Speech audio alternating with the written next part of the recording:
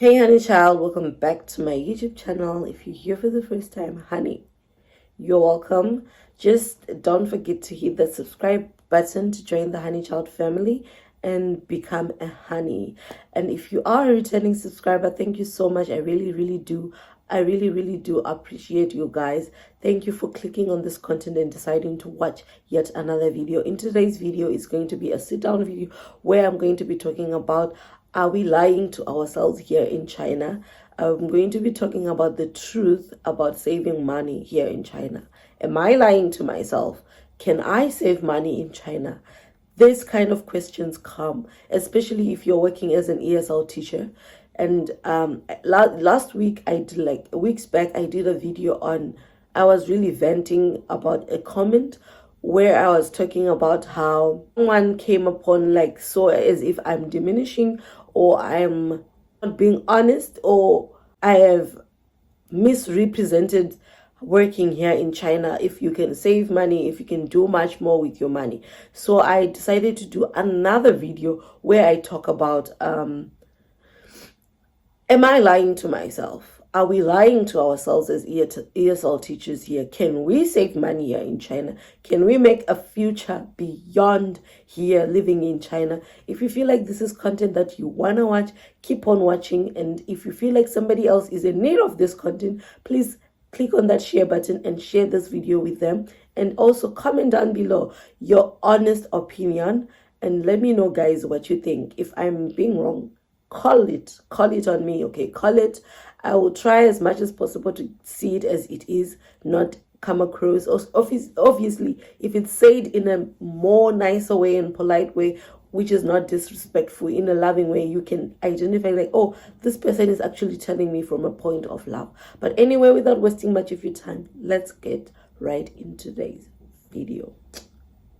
Hello stranger, it's been a minute since we last kicked it. And by the way, I want to start off talking about all of us, I believe, even when you come here as a student or you're coming here as starting off as a worker or a tourist, and then you end up finding yourself as an ESL teacher. When we come here to China, we all have dreams. We all have hopes. We all have things that we want to accomplish here in China. The reason why some people chose China is because after studying, you can do something, or you had hopes to do something, work here and make a future for yourself. And also, you know that China is the biggest manufacturer of everything, so you could find literally anything you want to do. Maybe people are into buying and selling. You just started to do a course, but you're sending things back at home and blah blah blah blah blah. You're thinking everybody here came here with some sort of direction, some sort of vision, some sort of plan, some sort of idea of what you want to be. But then when you come here, things, for me personally, I just want to say, if you're coming to China, please come to China open-minded, because everything can happen. A lot of people at home portray China as a very, very, very, very cheap place. But me living here, paying the bills, paying everything else, China is not that cheap. And also there's a lifestyle. China is, sorry guys, there was a call that came in and cut down the video. Anyway, I was saying that China is not like that. They come here with an open mind, because there is a gap between what people actually say and how China is, if you get what I mean. We all have this idea of China, but does the idea match the reality? No. Sometimes yes, maybe your expectations are the same, but for different people, different expectations. And for me, and also what you just demand in life, you get what I mean? What you demand in life determines if everything is okay. You get what I mean? So all in all, in total, it's just when you're coming to China, have an open mind. There is a gap between what people actually say and the reality and the present, okay? So every situation can be different, you see. Anyway, do not also get your hopes up.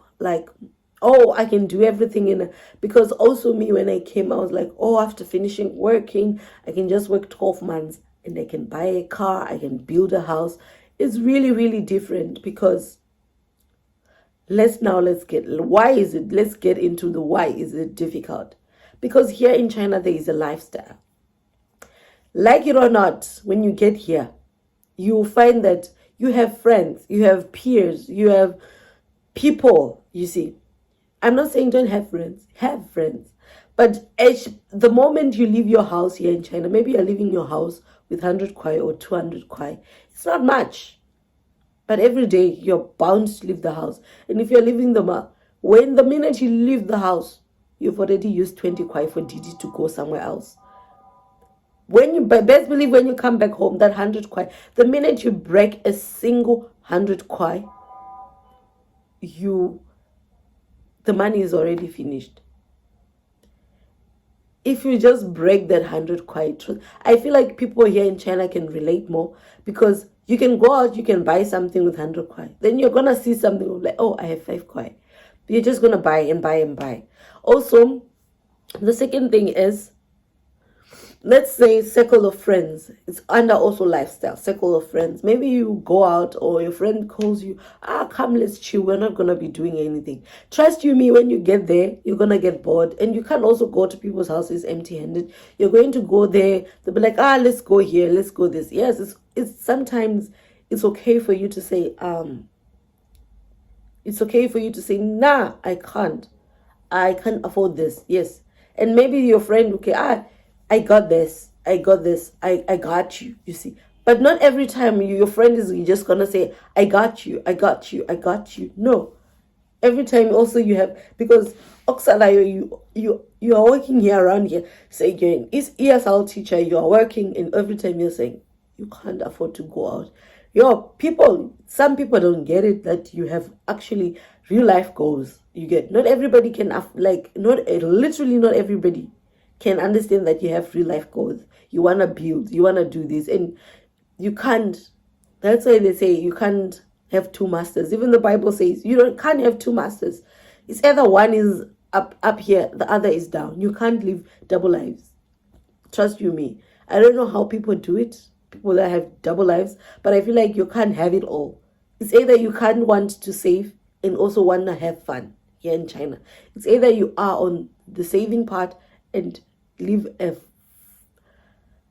little bit of funnish life. Like, it depends what's fun for you also.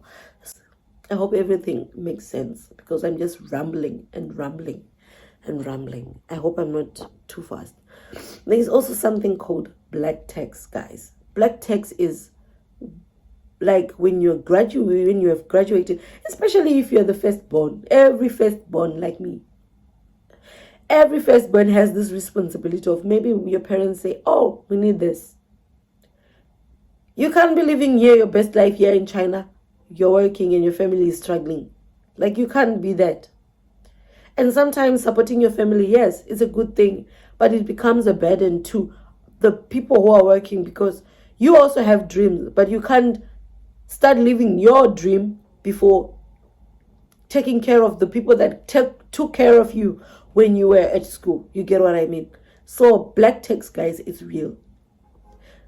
Groceries, you have siblings, you have sisters. Me personally, I have 4 siblings. Thank God my sister is graduating on Saturday. She's graduating on Saturday on the 10th of June. She's graduating. Now it's 2 down. Now we know, okay, I now have a sister.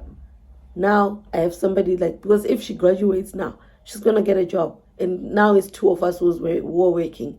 And best believe my other sister is going to university. They'll be like, you take care of her bills, you take care of her food, things like that. Not per se, but if I can pay for her tuition, if I can assist in paying for her tuition, I'm also lightening the burden, the same burden that I'm also now carrying, I'm having. My parents have it too, because now they also have to pay for her school fees. Imagine 5 of us, now 2 of us have graduated. Now these 3 are still in school. You get what I mean? Also, to top that off, you also have bills of your own. You also have bills that you need to be paying. You also need to look like an English teacher. You also need to flourish yourself, because trust you me, if you're just constantly working, and you're not doing anything for yourself, honey, you will resent going to work. You will feel like going to work is, I don't know, it's something that you just have to tick off your box. Like, you're not even having fun, NJ. You're not having fun doing what you're doing, like, because you feel like, it's a lot. But however, I feel like it's doable. Here in China, it's really, really doable. Okay, my hair. It's really, really doable. You can actually save money here if you exercise something called discipline. You know, where people have like those monthly planners, like monthly salary planners, where you just say maybe 10% goes to this, 10% goes to that, 20%, 5%, and you save maybe 50%, maybe 50% of your salary you are saving, then the other 50% you are doing. Maybe it doesn't have to be 50-50. Sometimes it just has to be maybe 55-45. You get what I mean? Just depending on your needs. You get what I mean? But if you have that consistency in that discipline, that, okay, I'm doing this, we can actually save money. It's doable. But I don't want to lie to you, it isn't easy. Not everybody can be able to have discipline. Like, okay, I'm putting myself on a leash. This money I will not touch. Especially if there's the event of the year here in China. I'm telling you guys, peer pressure. Peer pressure here is real. If you are that person that way, you just go where the wind blows. You will feel like you're not doing anything. You're just working to be living.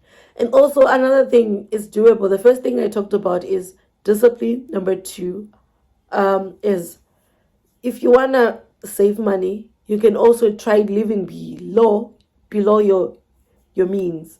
Like, oh, okay, I know, yes, we know you can afford this thing, but try not to flaunt it. Like, just live with the things that you need. If you don't need that thing, if it's a want, like, oh, I want ice cream, I don't need ice cream, you see. Oh, I need rice, but I don't want rice. You get what I mean? Of course, everybody knows what a need and a want is. A need, probably everybody needs. A need is something that you can't live without: electricity, water, shelter, and food. You see, it's things that you can't live your life with. But of course, I can live my life without the latest iPhone. I can live my life without the latest clothes. I can live, you see what I mean? Just try to live below your means. It's not every day that you need to dine outside. Cook at home. You know what I mean? If it's healthy food, buy your vegetables. Try. Go on YouTube, learn amazing ass recipes and try to recreate it yourself. Voila, you have yourself even a 5 meal course. I don't want to lie, okay? Also, staying in your lane. Also, number 3, that's how you can save money in China. Do not try to live somebody else's lifestyle. We have these people like, oh, there's people that work in China live this certain kind of lifestyle. They go out, they party, they have fun, la, la, la. Because even also the Instagram is so much peer pressure. I could be a YouTuber and there will be another YouTuber is a student, and you are a working class, and then you try to compete. We don't know where people are getting money. You don't know their source of income. You don't know whether they have black tax. You just try to live in your lifestyle. Also, the last thing is it's doable if you create budgets. I think I talked about budgets. I won't go into detail. Like the 40, 45, 50%, whatever. The first day you get your money, write down the things that you need, and write down the things that anything. If you go to the grocery store, do not buy anything that's not on that list. If it hadn't made it on the list, it clearly means that it's a want. You wanted it when you got to the shop. You get what I mean? Also, budgets help you keep in touch. Like, like I'm saying, if it didn't make me, there's times that you forget that, oh, I forgot to buy pads. I forgot to write pads. Of course, yes, you can get pads because it's a need. It's a necessity, you see. But then things like, oh, I get there now, I just see the nicest wine, the nicest shower gel. No, you see, live below or beyond your means. Try to live in discipline. Stay in your lane. Create budgets. This is how you will save money in China. And do not succumb to peer pressure. Everybody's journey is different and everybody's salary is different. So what you can do with your salary, it all depends on you. And you know your goals. You know what you want to achieve in life. Can it be doable to save in China? Yes, it's doable, but with discipline. But also keep an open mind. You can't do like me personally. I said in the beginning of this video, I thought I would work 12 months and I would have a house, maybe a stand. Honey, keep an open mind. Without wasting much of your time, I would like to end this vlog here. Do comment down below any kind of videos you want to watch, and I will be there to upload them for you. Like this video, comment, share, and do not forget to subscribe if you haven't subscribed. I love you guys, and I'll see you guys in my next video. Bye-bye.